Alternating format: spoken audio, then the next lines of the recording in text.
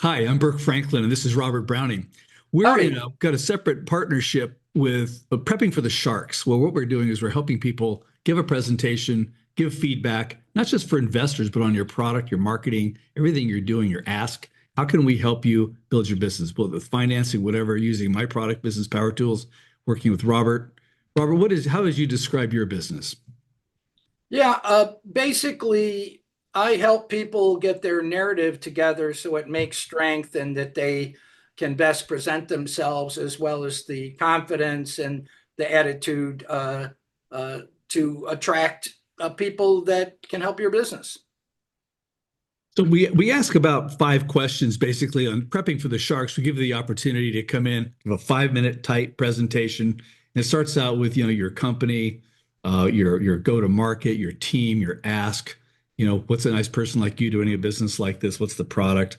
And so it's these fundamental categories. And then it's about 5 minutes. The idea of that one is to give the quick intro, really dial it into what your business is about.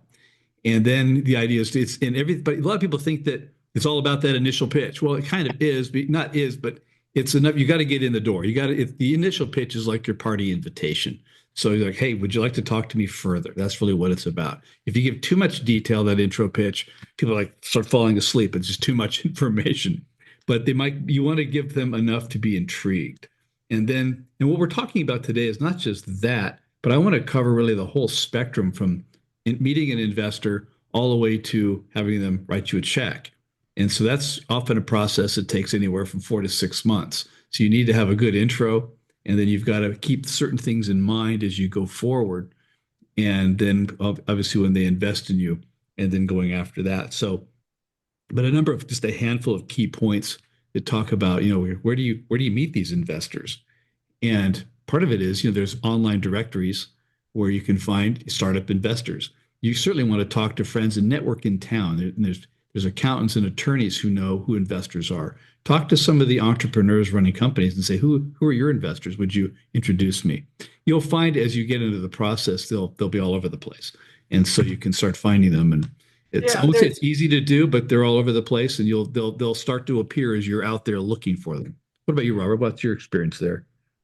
yeah, there's a number of resources, and some are specialized. Some are for women, some are for minorities, some are for veterans, some are for uh, you know, different types of people with different types of experience. But I found that in every state, there's not only the SBA type stuff, Small Business Administration, but then they have these small business development centers. They have different other organizations, local funding, state funding, federal funding. So you not only want to look around, but you want to see what programs are available, do the research, and usually somebody will give you the lay of the land from one of these organizations that I mentioned. Yes, for sure. I was recently at a conference called the Investor Mastermind, and but put on by Mark Harris. And one of the questions we're talking about, I wanted to address is how do you really build credibility with investors? Because some of these people, I've met some people at conferences, and they've got this great idea. They're all, oh, this is really great. I look at them, I listen to them talk, and I think, oh, it's a great idea, but you just aren't the person to pull this off, which is unfortunate because there's some of them really excited about it, but they just they don't have the business experience or something. But there's a lot of things that I think you can do to build some credibility with investors. And if you don't have the experience, of course, this is why you have a team. You have people around you who have done this before and maybe in a different industry or different capacity. Maybe a chief financial officer who's taken companies public before or has been involved in mergers and acquisitions and selling companies. So, because the investors want to know, well, how am I going to get my money out of this thing? So, first of all, that's one part of it. But at the same time, really, what people don't talk about a whole lot is how investors really are skeptical. I won't say cynical, but we've seen some stuff. We've seen Fire Island, we've seen FTX, we've seen WeWork, we've seen what's the one the blood thing, the one drop Theranos. And so there's a reason to be skeptical. And the first part is the investors don't want to lose the money they're putting into your business. So once you get past all of that, then they can start to hear like, okay, this is a viable investment that I can do something with. So What are And you there's, hearing on that, Robert? yeah, there, this is a 30-minute segment, so you could talk about this for days, all the different ways to structure a deal and to attract different people and everything from the stock to different documents that can protect people. Because some people are getting family and friends to do it, some are getting investors, some are know someone that's a friend, but you still got to not only look out for yourself, but look out for them. So there are a variety of things, but either way, clear thinking and understanding the people across the table from you. Like I know Burke has traveled to other countries, been on boards. Do you find some common factors in that when you spoke on those subjects? Well, I think a lot of it's basic human nature. I don't care where you are, or what language you speak, or what you look like, or anything like that. There's people want to be sure that their investment is safe. It's going into a good deal. Part of it is they don't want to lose the money. Part of it they don't want to be embarrassed. So there's that. But I think some of the driving components, and I've been on a number of panels where we're evaluating business plans or investor pitches. And one thing I hear that I'm interested in, I've been asking the question for the longest time myself, and I hear from other investors on the line saying, "Well, wait a minute here. You didn't really tell me about you. Like, why are you doing this? Why are you in this business?" And I think of it, my version is, what's a nice person like you doing in a business like this? So you need to have a story that really highlights your motivation, is really what it's about. Because investors are betting on the jockey, not the horse. It means they're betting on you, not your product or your company so much, because you're the one who makes the decisions. You're the one whose judgment they're banking on, or they're betting on, if you will. And so you don't have to be like a sure thing as much as we'd like to be. You just need to be a really good bet. And so sometimes we try to be, I find some people are just so cocksure of what they're going to do. And the more cocksure somebody is, the less I believe it. So it's important to tell your story, like, why are you in this business? I think, like, for myself, for example, it wasn't my idea to invent business planning software. I started out way back when in the area. I was in Silicon Valley. I had worked for Texas Instruments for a couple of years selling electronic components. I got a job at the Sharper Image Catalog as a electronics buyer, and later a catalog copywriter, where I discovered a word processing system I sold to enterprises in Silicon Valley. And then when Macs and PCs came along and word processors were no longer the thing, there I was in Silicon Valley doing marketing. And I had a friend and became a client. He called me up and said, "Hey, I've got a deal going with Apple. They want to buy my engineering software, not his company, just his product." But at the time, the SBA had done a study of 26,000 businesses that failed. And they found that 65, some odd, call it two-thirds percent of them failed, had no business plan. And so Apple wanted to see his business plan to make sure his company would thrive and continue to develop and support the product.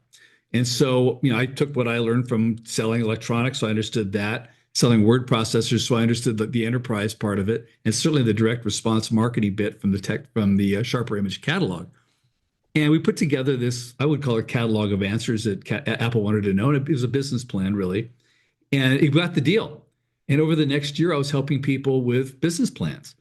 And everybody got funded, which was fortunate for sure. But they all had some really good ideas, and some good, but there was always something missing, something they needed to explain, something they could say better. Like, I'd just be like, I'm going to be the investor. Say this. I got to tell me that. Oh, don't say that. Show me this, kind of a thing.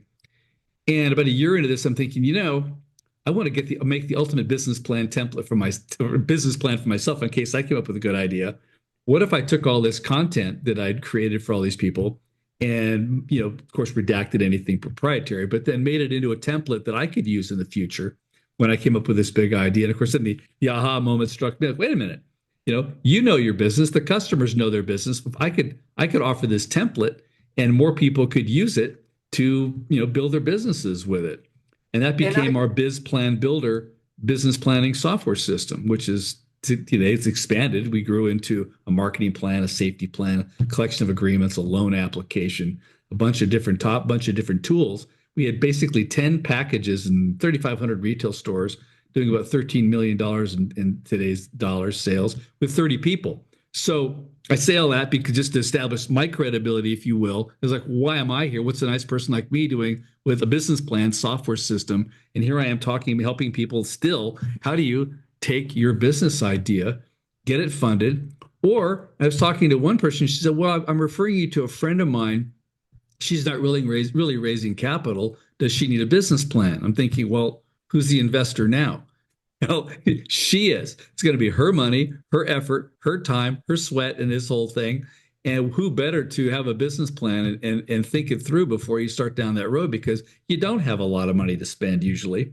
And you want to be really careful and you really want to understand your market and go after that market and think it through. It's much easier to make a mistake on paper or on your screen than it is to go out and make a mistake out in the world. There's Buckminster Fuller, the famous inventor, once said, mistake in the plan requires an eraser. A mistake in the field requires a checkbook. And so I think that alone is enough, I would think, for inspiring somebody to, put together a business plan. And we've made that with the software, but as easy as it can possibly be. It's still a project, no doubt, but it becomes a catalog of answers that the investors want to see. They want to know about your business, and how are you going to get back on that horse when you get knocked off 100 times, and why? And so that's some seriously important stuff.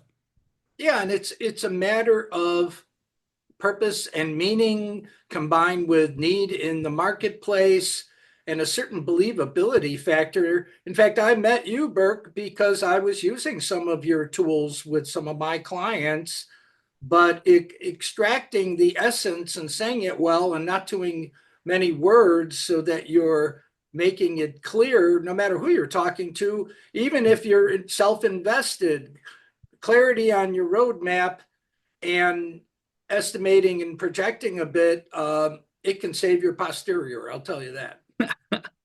Well, yeah, I was going to say this is also, I think of, writing papers in school, and I won't blame any of you for this idea, but, I'd say I perhaps BS my way through a few documents, in school. And a business plan is not the place to BS your way through it, because if you're pitching a bunch of venture capitalists, you can probably bet that everybody in the room's got an MBA, they've got a calculator in front of them, and they BS their way through papers too. So they can see through it. And we're even seeing a lot of AI generated business plans where they just shovel the buzzwords at you. And what the investors are telling me is just saying we hate those because, if they sound really pretty, but when they start asking you questions, you can't answer them.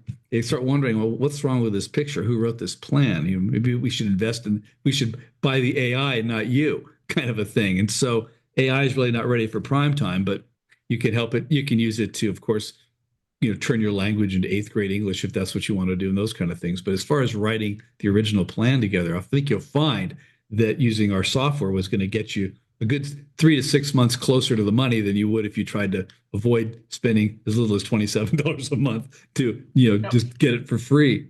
But anyway, yes. Incubators are another option. 1871, the year of the Chicago fire in Chicago, is one of the premier incubators in the country. And it's amazing. They are so successful that investment groups now, it's in the Merchandise Mart in Chicago, still one of the biggest buildings in the USA that used to be owned by the Kennedy family, but it takes up a whole floor. And when you go, it's amazing the security to get in there, how it's protected, a lot of it's technology, but it's successful enough by how they're helping businesses that now you have suites taken over by investment groups that want to be close to that incubator. So there's sometimes you can find the right group, the right people, maybe even the right people to network with, or just like you belong to Toastmasters, Burke, or whatever. Right. You got to keep your saw sharp, and there's a variety of ways to do it. And the level of commitment needs to match the level of your objectives and goals, and that they have to believe that you have staying power. That's really the thing is, why are you going to stay in this? And, some people, I tell a story. It's a different, I could put a link to a different blog post, but I talk about the Goldilocks blend between missionaries and mercenaries. And you can imagine, the missionary, give me the money, I'll save the world, but they suck at business. That's a red flag. Mercenary is all about the money, but they don't care about saving the world. They'll find a better deal down the road. That's kind of a red flag. If you could put the best of both together, where you've got a missionary kind of mentality, we're going to do this thing, but they understand business and they're going to stay in the business because they're a missionary type, and they're going to be successful because they're a mercenary type. That's pretty much a good, well, it's a little simplistic, but That's the idea of missionaries and mercenaries blended together. But And I would go on and a couple other things about revealing risks just to get in here about revealing risks, but addressing the idea that there's risks and that investors are afraid of losing their money. You've got to if you want to start out with the intro is there's this problem in the world and you want to have a number with all these things. So this many people have this problem.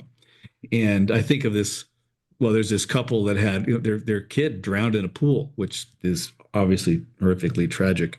But that's their motivation. We want to prevent kids from drowning. And did you know that there's 50,000 children drown in pools every year?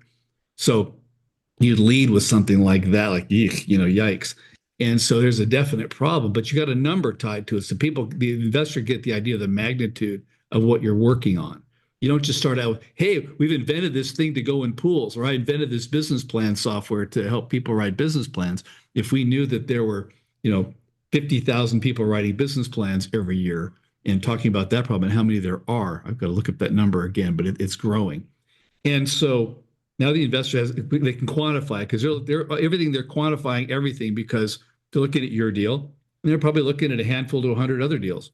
So start out with it shows you have a clear grasp on what you're about. You've got the problem, you know how many people have it, you know how to reach them.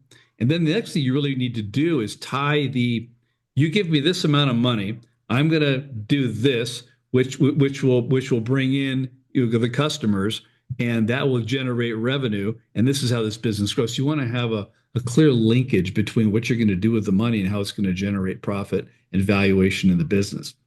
And then the next part is, so you got that idea in mind. This is part of the overall 6-month, trajectory, if you will, the roadmap to getting from intro to an investment. But along the part of it where the investors want to be assured that they're not going to lose their money, I can't say, like I said, you can be a good bet. You can't assure really anything, but you want to reveal the risks. More often than not, if you're in any industry you're in, the investors who are investing in companies in that industry probably know more about your industry than you do. And so they're sitting back, okay, let me see if he knows this. Do you really know the risks in this business? And you want to reveal them. There's a section in BizPlanBuilder where we talk about the risks, the environmental risks, government risks, business risks, any kind of risks you can come up with. And you want to list them in there because that way it shows that you're not afraid of it. And investors expect risk. There's got to be risk no matter what you do. They want to be sure that you know what they are. And two, by revealing them to the investors, saying, look, this could happen, that could happen. Here's what we're going to do about it. This could happen. Here's what we're going to do about it. That's could happen. Here's what we're going to do about it. And sometimes, with your money, we're going to mitigate this risk by doing this. Usually the investors want to hear that you're going to mitigate the risk by doing something clever, creative, or innovative. But nevertheless, the fact that you're willing to reveal the risk means you're opening your kimono, you're taking them in, saying, look, we're in this together, but here's what I'm doing about the risks.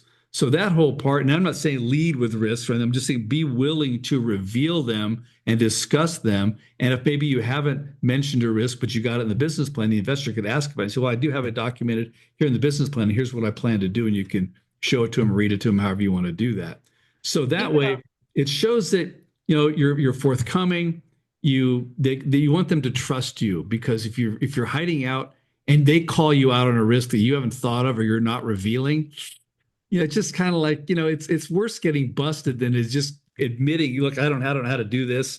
Or even worst case, you say, that's a great question. I need your help figuring that out. Right? I need help figuring that problem out, whatever that is. But at least you're forthright and forthcoming. That's a big thing, because again, they're betting on you and they want to be able to trust you. So that's important. So yeah, there. and I wanted to mention a couple things, Burke, even how prepping for the Sharks is put together and why we would believe that we could be helpful to you. How we're structured is similar. How what we're talking about is indicated. Just like if you're doing a business plan, you got to have somebody financially brilliant, not just an accountant, but somebody who knows how to look ahead. It's what's coming at you, like a CFO that can do predictive management. So on our team, we have the planning expert who's, an entrepreneurial legend. We have somebody else who's America's CFO, who's done a book with Michael E. Gerber, one of the leading business authors of our time. And then we have Christy Lee, who is a sales and marketing expert, almost like your chief sales and marketing officer. And then sometimes my title is chief relationship officer because I'm the connector dude. So when you have assumptions, even in your business plan, you better make sure you got the right eyes other than yours, testing your assumptions. And when they ask the questions, and in most cases, you've thought about it already. And our team is built like that so we can be the most help for you. And when you come and work with us, our desire is we've increased your odds for business success, including having a better chance of investment just by the unique shape of our team and in a way indicated of you building a certain type of team. Wouldn't you say that, Burke? Or Yeah, that's all crucial stuff, and that's where you have a team. I know one of the questions, one of the risk questions, and it came up in one of these presentations where the person, they paid a lot of money to give this presentation to all these angel investors, and every angel, what I noticed, it seemed like every angel around that table, any one of them could have written a check for the whole deal. And somebody asked the question, what happens if you get hit by a bus? Which is a polite way of saying what happens if you die or something happens to you, whatever, you get hit by a bus. And the entrepreneur's up there stammering like a deer in headlights, wondering, I don't know. And I'm thinking, wrong answer. The answer is simply, look, I've got a team around me here because we can, that's not that we can mitigate that with our team, and we can find somebody new. B, we have key person insurance, which either refund your money or help us pay a recruiter to replace me or something else. But at least there was an answer to that. And that should be a question one should ask. What if you get hit by a bus? Had a software project going many, many years ago with a guy writing it. It was before QuickBooks and all that. He was writing this kind of custom accounting software. He dropped dead at his desk. Go figure, like, oh my God. So anyway, it's a legitimate question. What happens if something happens to you? Because they need life insurance. So anyway, that's a side, but it's all part of that risk management stuff. And so there's that. One other thing I want to talk about, right? in one of the questions you're going to ask is how do you know, how big is this business? How big can this thing get? And one of the there's two answers I love to hate. The first one is, well, it's a $10 billion industry. If we got just 1% of it, we'd be a $100 million company. Everything about that is just wrong. Just erase that whole stream of thinking from your mind, especially the 1% of any large market bit. That's just investors just hear, they go, you really haven't figured this out, have you? You have no idea. And that's a real problem. That's a real red flag. In fact, it's pretty much a deal killer right at that point. The other variation on that I learned when I was at observed it. I was on a panel of judges for a University of Texas business plan competition. And it was me and there was three venture capitalists on the panel. And several teams came out and said, yeah, we're going to do $1 million in our first year. And I thought to myself, I looked over at the VCs on the break and I said, is it just me or does everybody do $1 million in their first year? And they just all burst out laughing like, oh my God, you wouldn't believe how many people come in and tell us in the first year we're going to do $1 million. And so the question really in that is, okay, how do you get there from here? Hey, show me how you build that $1 million number. Show me how you build this $100 million company out of this $10 billion. You don't know who else is in that that $10 billion swimming pool either. So what you really do, and I've got a video on that I can get a link to it, but I talk about how you'll segment each market. Like for example, the example I use in the spreadsheet is a boating product. So you'll have a segment of sailboat owners and fishing boat owners and powerboat owners and houseboat owners. So you get these different types of different markets, which you can look up online to find out exactly how many people there are. And for example, I put in 350,000 for the sailboat owners. Well, and then I put behind the cell in this spreadsheet, the little comment you can put behind there is Sailing Magazine, 350,000 paid subscribers. Now, I say that to illustrate the point. That's probably not everybody in Sailing Magazine owns a boat, but just saying it's a place, it's a real, tangible, empirically factual number that you're quoting or you're footnoting there that the investors can look up and go, okay, he's right about that. There are 350,000 paid subscribers to Sailing Magazine. I don't know what it is today. I made that up. But nevertheless, the point is you put in something real. Now, they could say, hey, there's more here in this other list. Okay, great. You change the numbers. And so you have these different segments. And the next table down, it says, okay, what percentage of these sailboat owners do I think I can sell to in the first year?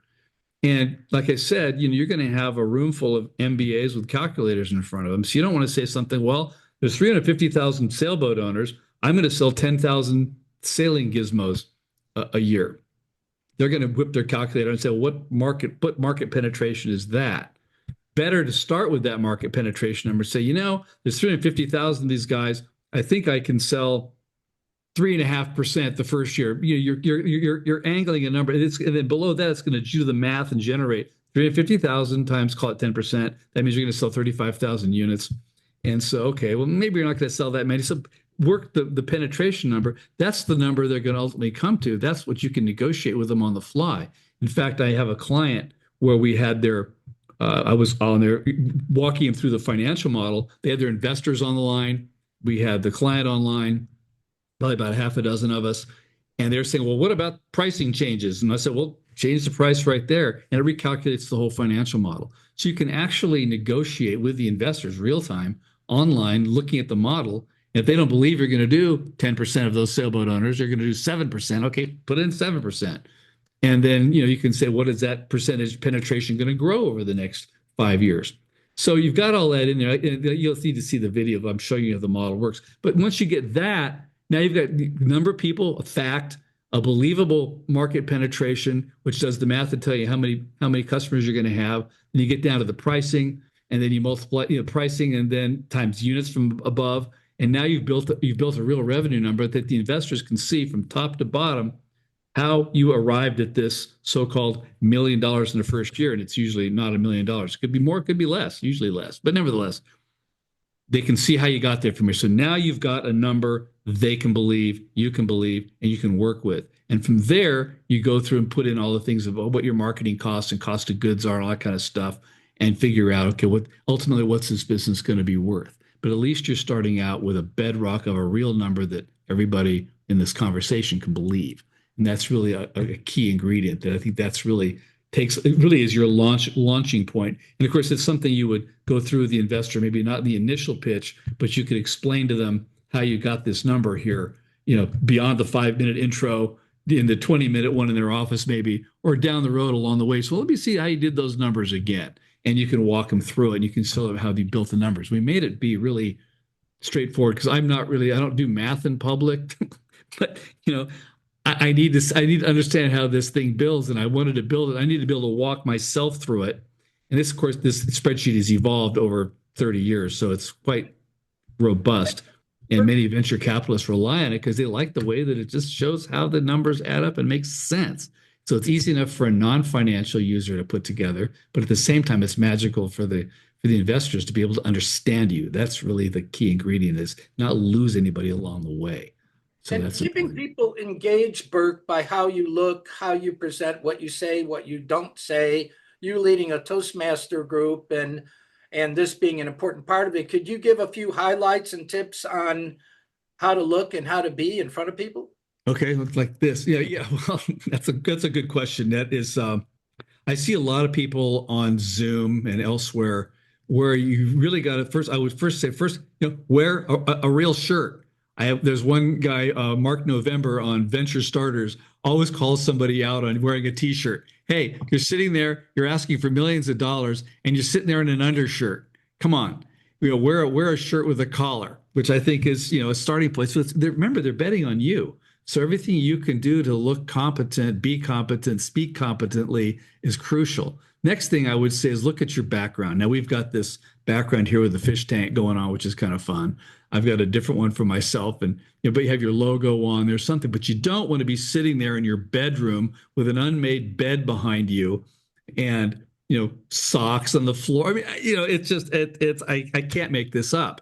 And so you want to have, I mean, think about it. I won't say maybe go as far as Hollywood, but have some kind of decent backdrop. You could. I was at one place where they just painted the wall behind them that green, and then you could put up your whatever you wanted behind you. And of course, it would look better. You wouldn't get these halo effects, with your around your head. But nevertheless, at least have some kind of background. Maybe your certificates behind you, your logo, some copies of your book. You see people do that, but it just looks like a credible environment. You look like a credible person because we're seeing the background behind you, and that's important stuff. So I wouldn't overlook that. And also, I have I think of a ritual like for speaking that makes it just some things you can think about before you speak to speak more clearly, which is important. I'll give you a silly one right here. I stick a pencil in my mouth.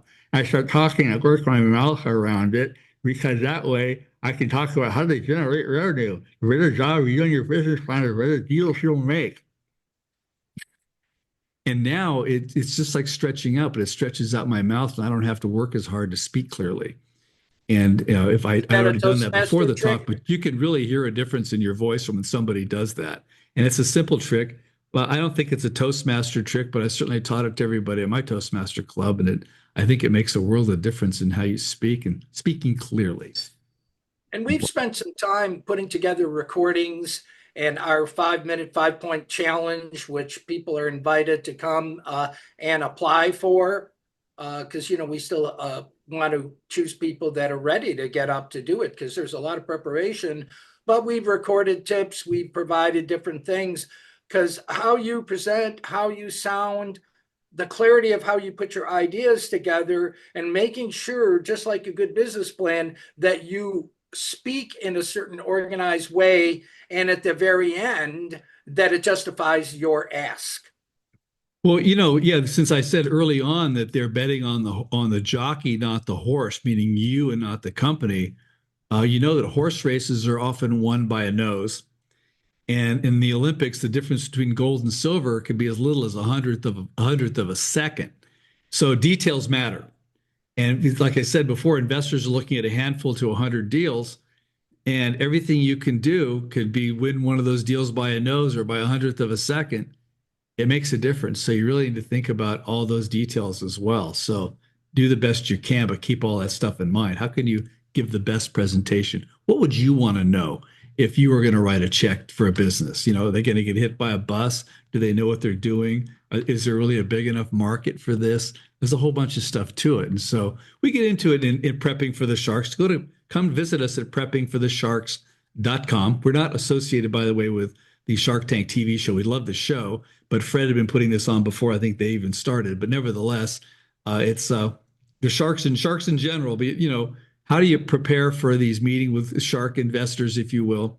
And really, it's always one more place to practice. There's other places you can go, but nevertheless, we'll give you some different kind of feedback that you would ordinarily get. We're not here to I'd love to be on the Shark Tank, but I'd be that guy saying, look, here's how you fix your deal. Before you sell to these guys, here's what I think you could do to stage your business better. What can I do to make this thing better, more credible, more interesting, more investable? That's really where I'm coming from. Or I I have could one just do last. marketing. So I have a big, preppingforthesharks.com, join us and we'll send you emails and we'll schedule. We've got shows scheduled and come on and watch. yeah, we're going to have fun and we know we're going to make a difference. I have one last question for you, Burke. Maybe this one, it There's more. reminds me of don't invite Dracula into your home. Sometimes certain investors is the last thing you want to invite in your company. And maybe that's another whole show altogether, right? Of That could be, yeah. some You want to investors. invite investors who are helpful. They're going to put money in because they think if I invest in this company, I can make some phone calls and make this thing fly. That's your ideal investor, someone who could actually bring something to the party in addition to money. So yeah, that's a whole other show. We can Yeah, go on. we'll do another one on that of who to avoid and what to look for in people you want to say yes to, because many a company's been taken over and people have been crushed too. But that's a whole nother episode. Oh, you lived through one of those. So I yeah, have. we've all Yeah. lived through a lot of stuff. So we can really steer you around things, not so you don't step in something, and really make the best impression you possibly can. So take a look at preppingforthesharks.com. Join us and just And get it's free started. to join. Yeah, it is It's free free to to join. Just join. come join us, and we'll monetize it some other way later. But nevertheless, Yeah. in the meantime, we would like to have you there and have you in the audience and maybe come on and present. Yeah, we're here to nurture you, not crush you. So we look forward to you to being part of our community. And there's a lot of people just like you that will be helping and that you can help each other. So thanks again for listening. All right. See you there.